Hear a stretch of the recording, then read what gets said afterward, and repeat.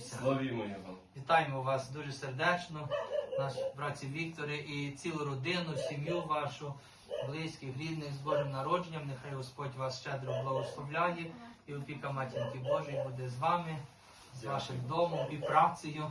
Яка не маленька, хай Бог благословить. Ми сьогодні Я чай зроблю. попробуємо. Давай, Дося, попробуємо. Чай будемо? Є чай, о, бач. Чай зроблять і каву, хто що хоче. О, аж так. Є трошки. О, татуню. Ласки Божої, здоров'я, благословення. Дякую. Присаджуйтеся, я зроблю чайок і зараз. Діточки вибирають, я би може трошки чай напився. А Добре, я роблю чайок. хіба що хтось такий... Дівчатки, ви будете час каву, не щось дав? таке? Доця, ти що п'єш?